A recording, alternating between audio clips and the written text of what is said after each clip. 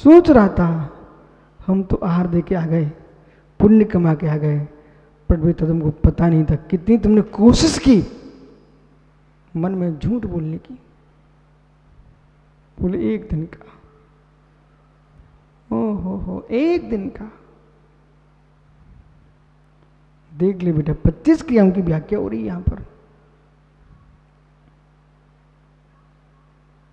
तुम्हारा भविष्य, ब्रह्मचारियों बेटा तुम्हारा भविष्य माया भी नहीं है, तुम्हारा भविष्य वीतरागी अरहंत बनना है। और जिनका अरहंत बनने का भविष्य है उन्हें संस्कार आज से अपनी आत्मा में अरहंतता के देना पड़ेंगे। हम आपकी एक निश्चित वस्तु तुम्हारे पास रखिए, मैं आज बता देता हूं। जितने दिगंबर मुराज विराजमान है, जितने ब्रह्मचारी गण हैं, सामान्य श्रावक भी हैं, आपको अपनी निधि का पता नहीं है। अपनी निधि का तो पता कर लो आज। अवरे सम्यक दृष्टि जीव भी देश जिन्हें देश जिन, अवरे सम्यक दृष्टि जीव देश जिन्हें देश जिन। बेटा जिन संज्ञा आ गई, जिन संज्ञा।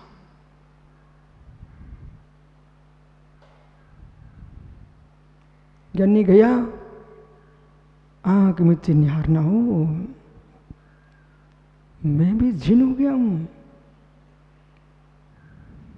हाँ तुम जिन हो गए। यदि मिथ्या तुम्हारे अंदर से निकल रहा है, निकल गया है, मित्र आप भी जिन हो। फिर ये मुरास, ये जिन है जिन, इनका मिथ्यात्व अवृत्ति ये निकल चुका है। सप्तम गुणस्थान में चले गए ना, प्रमाण भी निकल चुका है। जिन है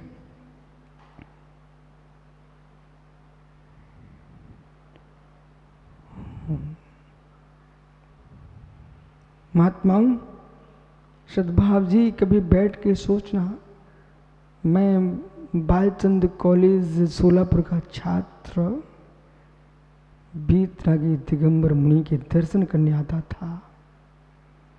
आज मैं वीतरागी मुनि हूं। जो तुम विशुद्ध साय दर्शन करने आते थे वैसे तुम बन चुके हुए, तुम्हें पता है कि नहीं?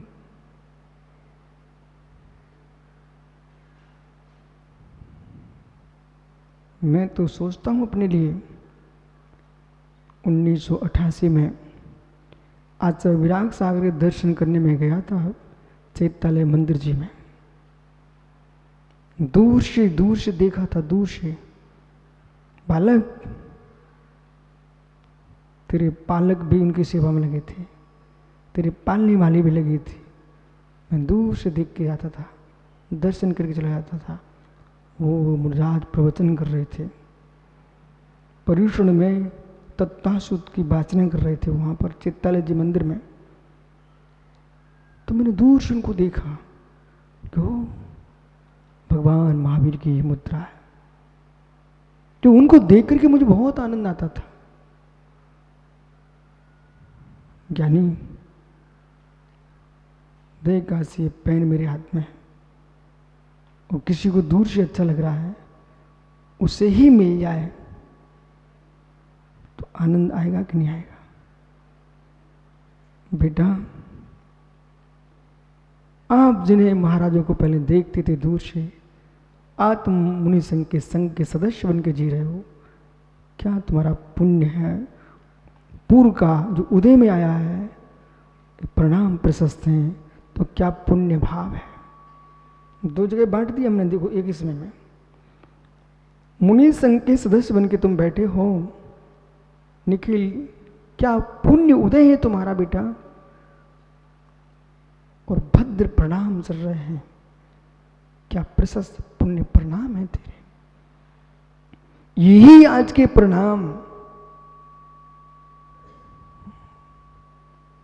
ऐसा क्यों नहीं सोचते? आषाढ़ के महीने में खेत किसान जो है खेत में हल चला रहा, बखर चला रहा, जोत रहा है, आपको खेत खुद दिख रहा है, पर मित्र समझदार जानता है रवि इसी में बाले आएंगे। हो सकता है दीपक के मन में भाव आए कि कितने छोटे छोटे बच्चे, कमाने के दिन थे, यहाँ के बैठ गए हैं। मित्र, इन्हीं बालकों के भीतर केवल ज्ञान की बाल आएगी। ये भूमि को कृषि किया जा रहा है, ये खेत जोता जा रहा है, और कसाएं तुम्हारी जुत जाएंगी ना, तो ज्ञानी फिर चारित्र की फसल लहराएगी। इसलिए ये प्रत्येक क्रिया को ध्यान से सुनो। प्रताप की क्रिया, न संतापित होना, न किसी को संतापित करना, ये अंदर में झांक करके बैठ के देखने की जरूरत है। किसी के इंद्रिय बल, आयु, स्वात्युश्वास आदि प्राणों का वियोग करना, ये प्राणातिपात की क्रिया है। हंसी हंसी में भी किसी के प्राणों का वियोग मत कर देना, ये अशुभ आश्रम के हेतु हैं। और राग बस स्नेह से आसक्त होकर के रमणीय जनों के, प्रमणियों के रमणीय रूप को देखना, नारी पुरुष को देखने लग जाए, पुरुष नारियों को देखने लग जाए, ये मित्र दर्शन की क्रिया है, अशुभ आश्रम। बहुत गहरी आंख से लब कुछ तुमने देख भी लिया ना दूसरों को ना बेटा, अशुभ आश्रम हो चुका है। बोले हम तो देख ही तो रहे थे। हाँ, तुम देख रहे तो कर्म भी देख ही तो रहा था। अभी तो हम छोटे हैं, यहाँ छोटे मोटे नहीं चलता, यहाँ तो जो है सो है। 8 वर्ष का बालक भी नरक जा सकता है, और 8 वर्ष का बालक केवल ही भगवान बन सकता है। अब क्या सुनना चाहते हो? दीपक बराबर है ना? 8 वर्ष का बच्चा भी नरक जा सकता है,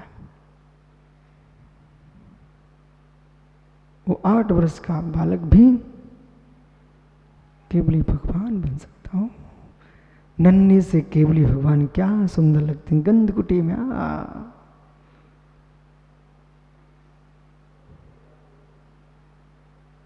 उधर हम झांक के देखें, क्या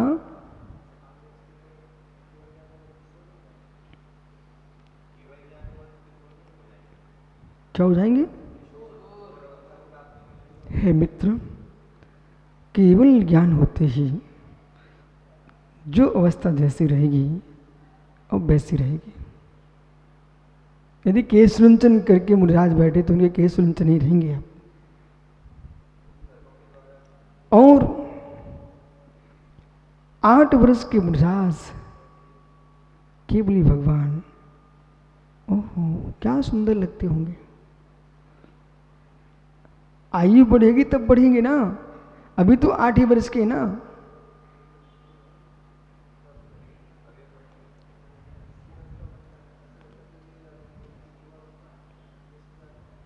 जोशी को कुछ सुनाए, साईं प्रताप बोलते क्या?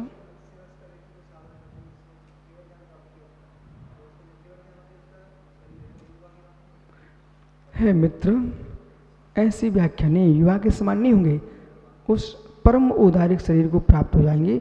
उम्र वैसी दिखेगी जैसी थी।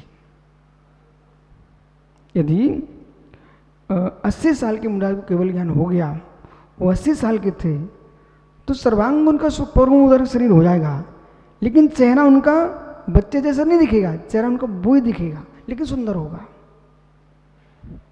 आइए, तो प्रमाद बस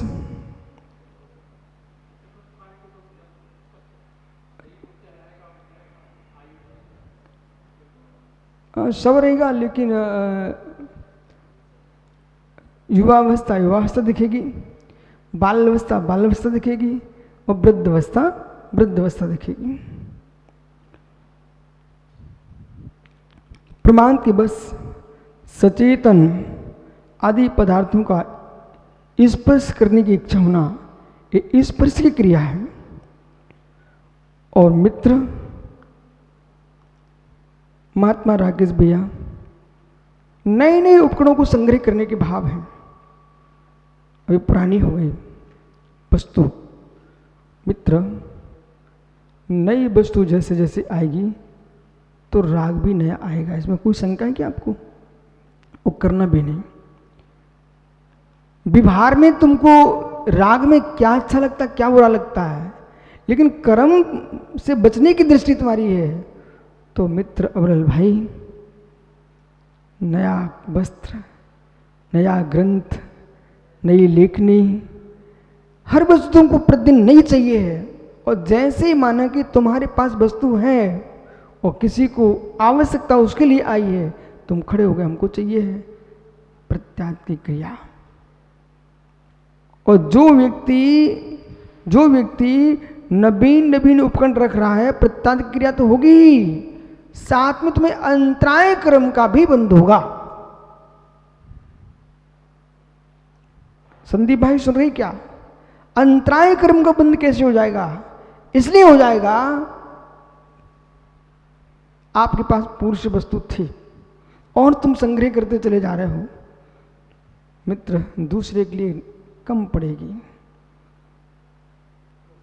जो माल गोदाम में भर के रख रहे हैं ना, भले व्यापार कर रहे हूं, ये विश्वास रखना उनको अंतराय कर्म का असर भी होता है।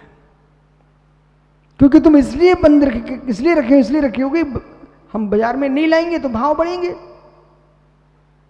उतने गरीब परेशान होंगे और आपके भाव बढ़ेंगे, आपको कीमत बढ़ाओगे, उनको बेचारों को आश्रय हो रहा है आपको।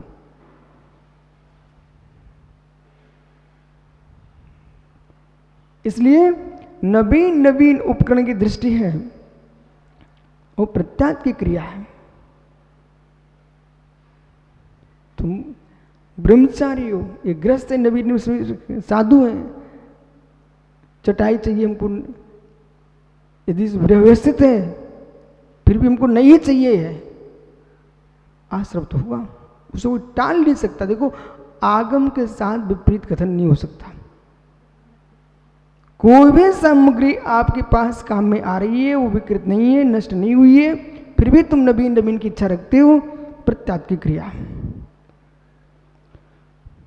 और जहां पर, सुनिए भाई, जहां पर स्त्री पुरुष नपुंसक पशु आदि घूमते हो, उनके उठने बैठने का स्थान हो, ऐसे स्थान अज्जू भाई, यदि आपको सोच की आवश्यकता पड़ रही है, शुद्धि जाना, मल विसर्जन करने जाना, पहले से चल दो भाई, जिससे तुम थोड़ी दूर जा सको। ऐसा नहीं कि जहां तुम घर के बाहर निकले वो अंधेरा देखा वहीं करके आ गए। सुबह कितनी गाली खाओगे, कितने लोगों के भाव बिगड़ेंगे।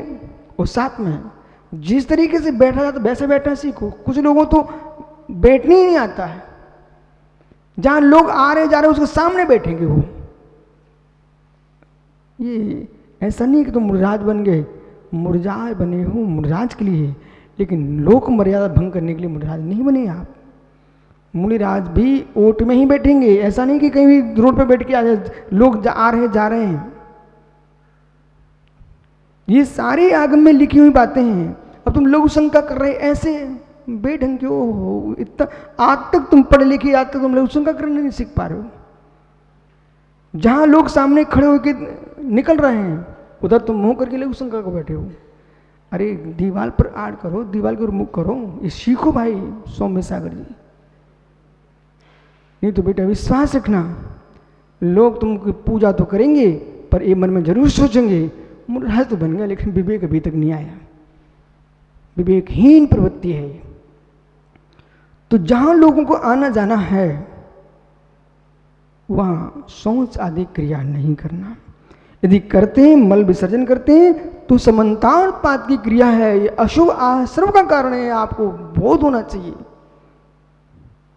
इसी प्रकार से मित्र, जुकाम हो रहा है, थूकना है, खकारना है, उचित स्थान पर जाओ, जहां देखो वहीं मत कर दो, उचित स्थान पर जाओ। मालूम ये श्रावक और साधु दोनों के लिए समान व्याख्या है। इसमें आप ये मत समझ कि मैं बच जाऊंगा। दीपक भाई, गंदगी फैलाओगे, उपहास भी प्राप्त करोगे और कर्माश्रय भी प्राप्त करोगे। और ये विशेष करके भैया संदीप, विशेष करके विहार कराने वाले श्रावकों को समझाना है। और मात्र यहाँ के विहार की बात नहीं कर रहा हूँ, देश में किसी भी श्रमणी का विहार कराएं आप, इस बात का विशेष ध्यान रखें। अजैन बंधु स्कूल कॉलेज सुब्रत सागर तुमको खुशी से देते हैं, और आप जो है ना गंदी छोड़ के चले जाएंगे, दोबारा तुमको साधु को स्थान नहीं दिया जाएगा। और लोग ये कहते मालूम, जैन समाज पढ़ी लिखी है, क्या करके जा रहे हैं आप लोग। तो साथ में स्वयं करें, और जो तुम्हारे साथ लेबर तरीके के लोग हैं इन पर भी निगरानी रखो। काम बिगाड़ते हैं, नाम साधु का बिगड़ता है।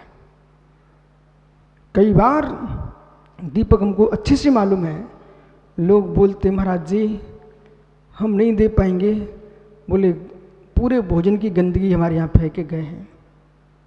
और सुबह से लोग लूटा लेके जैसे माता निकल गई, उन्हें अंधेरा देखा, वो अंधेरा देख करके स्कूल के पीछे होकर चली गई। लेकिन उनको ये इतना विवेक नहीं था कि सुबह स्कूल खुलेगा, बच्चे इसमें आएंगे, टीचर आएंगे, तो गंद वहाँ जाएगी कि नहीं जाएगी।